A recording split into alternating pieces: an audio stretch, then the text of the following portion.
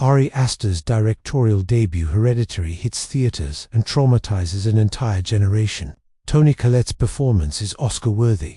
The car scene becomes one of the most shocking moments in modern horror, and that ending, where Peter is crowned as the vessel for a demon named Payman, leaves audiences disturbed and confused.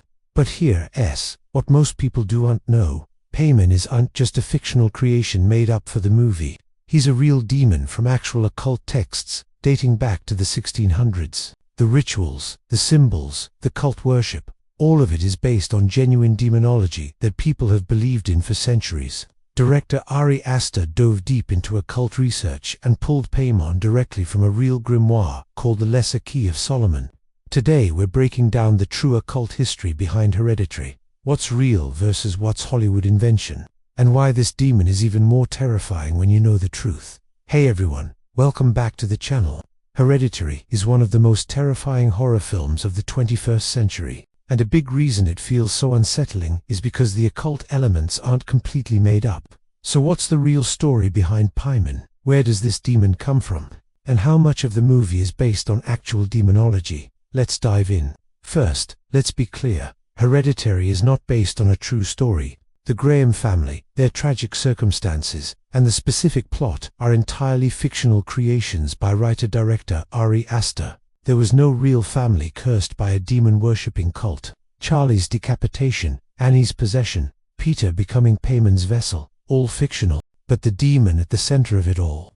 That's where fiction meets reality. King Payman is inspired by history. In the Lesser Key of Solomon, a grimoire book of magic anonymously written in the 17th century, there are instructions on how to summon 72 demons, one of which is King Payman.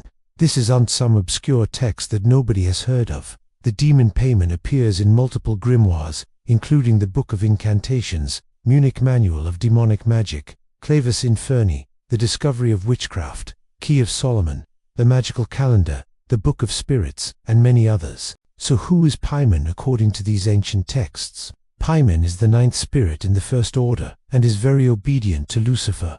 He takes on the appearance of a man, and is a master of arts, the sciences, and all secret things. King Payman is one of Lucifer's most obedient devotees, rules 200 legions of angels, is connected to the Tree of Death. But here's the interesting part. He's actually a jinni, just like in Aladdin and the Lamp. The jinn are supernatural creatures in early Arabian mythology during the pre-Islamic period. According to the grimoires, King Payman appears in the form of a man sitting upon a dromedary, with a crown most glorious upon his head. He has an entourage which comes as a host of spirits, like men with trumpets and well-sounding cymbals, and all other sorts of musical instruments. Like most demons, he demands a sacrifice when summoned, and must be treated with dignity. He also has 200 lesser spirits under his control, and is partially on the side of the angels. Now here's where it gets controversial. A magician named Greg Bismarck says Payman is a demon only to those who demonize him.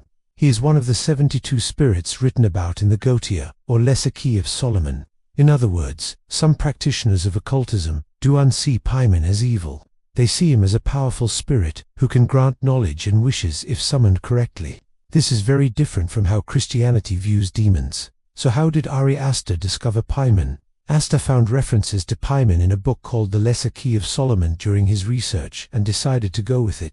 The devil has been done to death, he said in a Reddit AMA. Payman was my favorite option that came up in my research. In a 2018 interview, Aster said, I did do a lot of research, especially into witchcraft and how one might cast a spell and how to conduct one of these rituals. It was very disturbing for me, and I had to move away from it once I'd gotten what I needed. Now, Aster didn't just copy-paste from the grimoires. He took creative liberties to make the story work. Aster took some creative license in his screenwriting for Hereditary. There is no mention of taking a male host body in the Gotia. The whole plot about Payman specifically requiring a male vessel and the cult's multi-generational scheme to put him in Peter's body. That's Aster's invention. There's nothing in the demonic mythology that requires children to be decapitated. So that infamous scene in the film is a product of Aster's twisted imagination. But other elements are surprisingly accurate. The symbols you see throughout the movie, those are based on real occult sigils. The words Satoni Zazas and Liftoch Pandemonium are scrawled onto walls throughout the film. Aster explains, Those are isolated pieces of an invocation spell that is suggested to be written all over the house. These aren't random made-up words, they're actual phrases used in summoning rituals. The structure of the cult worship in the movie also has roots in real occult practices. The cult and demon featured in the movie, Paimon, are based on a controversial grimoire called the Gotia, the lesser key of Solomon the King. The movie's themes connect to the occult, drawing inspiration from the philosophy of the Order of the Golden Dawn and its infamous acolyte, Aleister Crowley. The Order of the Golden Dawn was a real occult organization from the late 1800s, and Aleister Crowley was one of the most famous occultists in history. What makes Hereditary so effective is that Aster blends this real occult history with deeply relatable human tragedy. The film was inspired by tragedies in Ari Aster's own life, and he wanted to create a film about a family facing an unknown conspiracy. The grief, the family dysfunction, the mental illness subplot. These are universal human experiences that ground the supernatural horror in emotional reality. There's also a fascinating connection to Greek mythology that most people miss. The film has clues that suggest it is also based on the life of Greek mythological hero Heracles. Hera's relationship to Heracles is analogous to Queen Lee and Paymon's relationship to the Grams. Both stories feature a powerful supernatural force tormenting a family across generations, with the ultimate goal of creating a half-divine, half-human being. So is Paimon real? That depends on what you mean by real. Paimon is a real figure in demonology that people have genuinely believed in for centuries. Occultists have attempted to summon him. Grimoires provide detailed instructions on how to contact him. Some practitioners today still work with goetic spirits, including Paimon. But whether he actually exists as an entity, or is simply a psychological cultural construct, is a question of belief. What we can say definitively is that Hereditary isn't just pulling stuff out of thin air. The demon, the symbols, the rituals, they're all based on genuine occult traditions that predate Christianity. Ari Aster did his homework, researched extensively, and created a horror film that's terrifying precisely because it's rooted in belief systems that real people have held for centuries.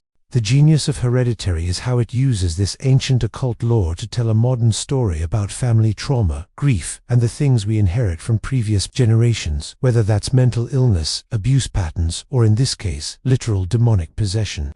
The movie works on multiple levels, as a supernatural horror film, as a family drama about inherited trauma, and as a meditation on fate versus free will. Whether you believe in demons or not, Hereditary taps into something primal. The fear that forces beyond our control are shaping our lives, that we're not as free as we think we are, and that sometimes no matter what we do we can't escape our destiny. That's what makes it so disturbing. It's not just about a demon, it's about the horrifying possibility that our lives are being manipulated by forces we can't see or understand. So what do you think? Does knowing the real occult history behind Paimon make Hereditary scarier or less scary? And do you believe ancient grimoires, like the Lesser Key of Solomon, are describing real entities, or are they just psychological tools and cultural myths? Drop your thoughts in the comments. If you enjoyed this deep dive into the true occult history behind one of the scariest movies ever made, hit that like button, subscribe for more horror movie breakdowns, and turn on notifications. Thanks for watching. I'll see you in the next one.